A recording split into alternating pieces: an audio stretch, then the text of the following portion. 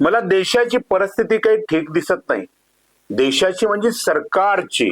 सरकार हा आपल्या तिसऱ्या टर्म मधला कार्यकाल पूर्ण करेल की नाही अशी शंका आहे. त्याचं सर्वात महत्वाचं कारण पुढे येत आहे की जंतर मंतरवर झालेल्या आंदोलनाच्या नंतर किंवा सरकार आणि या कॉक्रोच जनता पार्टीमध्ये जो काही समझोता झाला, जो काही तह झाला, करार झाला, हा करार सरकारने मोडला आहे. आणि त्यामुळं पुन्हा एकदा संपूर्ण देशामध्ये आंदोलन होईल आणि ते इतकं मोठं होईल की या देशातल्या पंतप्रधानांना आपली खुर्ची सोडावी लागेल. अशा पद्धतीची चर्चा सध्या देशभरात सुरू झालेली आहे. या अत्यंत महत्वाच्या विषयावर आज मी आपल्याशी बोलणार आहे. नमस्कार, मी राजू पाटील आणि आपण पाहताय द रिंगल लाईव्ह. मित्रांनो, अजूनही रिंगल लाईव्ह आपलं लोकप्रिय चॅनल आपण सबस्क्राईब केलं नसेल, माझी आपल्याला विनंती आहे, जरूर सबस्क्राईब करा. आपण जंतर मंतरवरचं आंदोलन पाहिलं, त्यानंतर सरकारने अत्यंत निर्घृणपणानं देशातल्या लाखो तरुणांच्यावर केलेला लाठीमार पाहिला.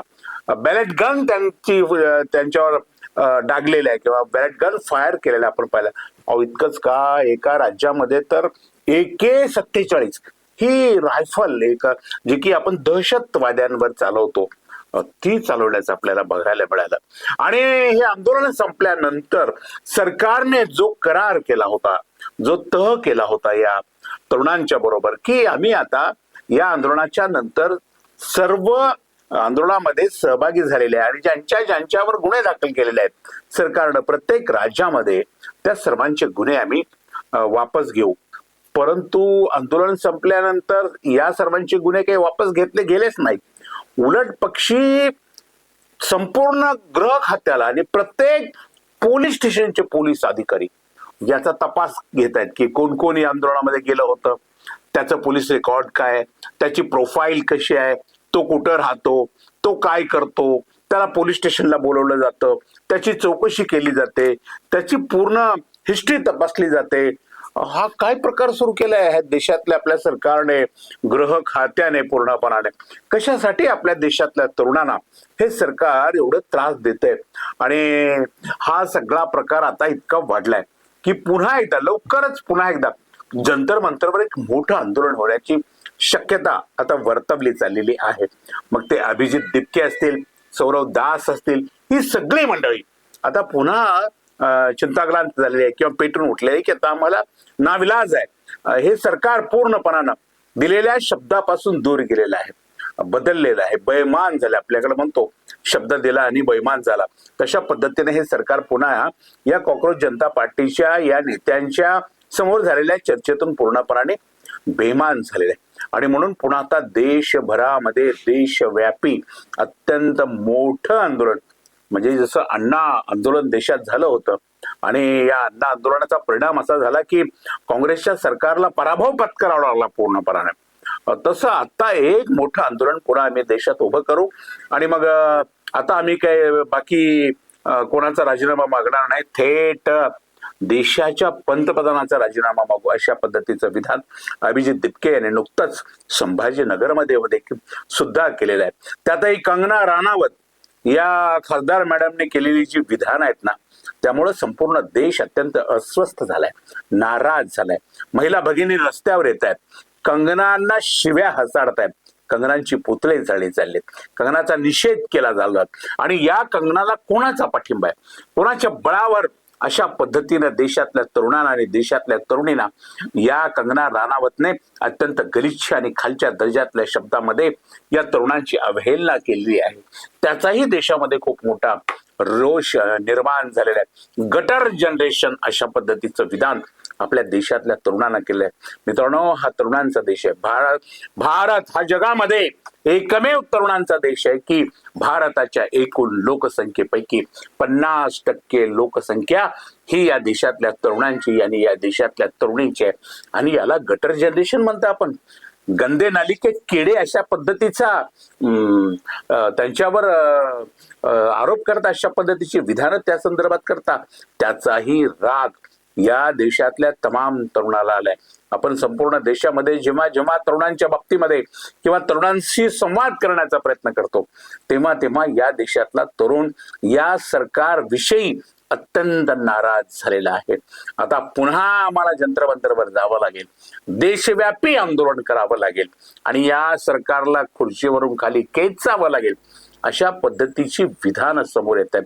आणि दुसरीकडे एक बातमीची सध्या दिल्लीमध्ये आणि खास गोटामध्ये चर्चा आहे की भारतीय जनता पार्टी किंवा भारतीय जनता पार्टीचे जे संसदीय दल आहे, या संसदीय दलामध्येच दोन गट पडल्याची सध्या चर्चा ऐकायला मिळते आहे. की ज्या पद्धतीनं अमित शहाने हे आंदोलन हाताळलं, ती पद्धत भारतीय जनता पार्टीच्या काही खासदारांना, एका मोठ्या गटाला पूर्णपणे आवडलेली नाही. त्यामुळं हा जो भारतीय जनता पार्टीतला दुसरा गट आहे, तो जर अमित शहाचा राजीनामा कोण मागत असतील आणि अमित शहाला राजीनामा देण्याची वेळ आली असेल, तर हा भारतीय जनता पार्टीतला गट त्या गोष्टीचं, त्या विधानाचं किंवा त्या कृतीचं समर्थन करण्याची शक्यता पूर्णपणे निर्माण झाली असल्याची चर्चा आहे. संसदेमध्ये विरोधी पक्ष नेत्याला बोलू दिलं जात नाही. अगदी त्यानं एखादं विधान बाहेर केल्याबरोबर राहुल गांधीनं एखादी गोष्ट अर्धवट सांगितल्याबरोबर संसदेमध्ये हे सत्ताधारी पक्षाचे लोक गोंधळ घालतात. नको नको त्या पद्धतीची भाषा वापरून त्यांचं भाषण बंद पडलं जातं. विशेष म्हणजे जे सभागृहाचे जे सर्वोच्च नेते असतात, अध्यक्ष, सभापती महोदय, या सभापती महोदयाला तर राहुल गांधींचं खूपच वावडा आहे. ते बोलायला उभे राहिले की ते सातत्याने त्यांना कसं रोखता येईल. अरे, देशाचा विरोधी पक्षाचा नेता आहे, लोकशाहीचा आत्मा आहे आणि लोकशाहीच्या या महत्वाच्या आत्म्याला तुम्ही सभागृहात जर बोलू देत नसाल तर लोकशाहीची आता पूर्णपणे संपलेली आहे असंच म्हणावं लागेल. कारण राहुल गांधी सभागृहाच्या बाहेर आपल्या कार्यालयामध्ये पत्रकार परिषद घेऊन आपली भूमिका लोकांच्या समोर ठेवतात. करोडो लोक ही पत्रकार परिषद ऐकतात.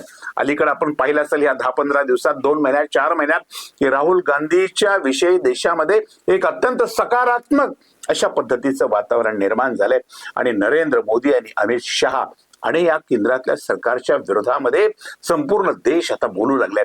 आता जर पुन्हा जंतर-मंतरवर या विद्यार्थ्यांचं आंदोलन झालं किंवा विद्यार्थी पुन्हा जंतर-मंतरवर केले, सरकारनं दिलेला शब्द पाळला नाही, तर मात्र या देशामध्ये आता परवा झालेल्या आंदोलनापेक्षा खूप मोठं आंदोलन होईल. आणि सर्वात महत्वाची गोष्ट म्हणजे या देशातला अन्नदाता शेतकरी, प्रत्येक राज्यातला शेतकरी या आंदोलनामध्ये सहभागी होण्याची दाट शक्यता निर्माण झालेली आहे.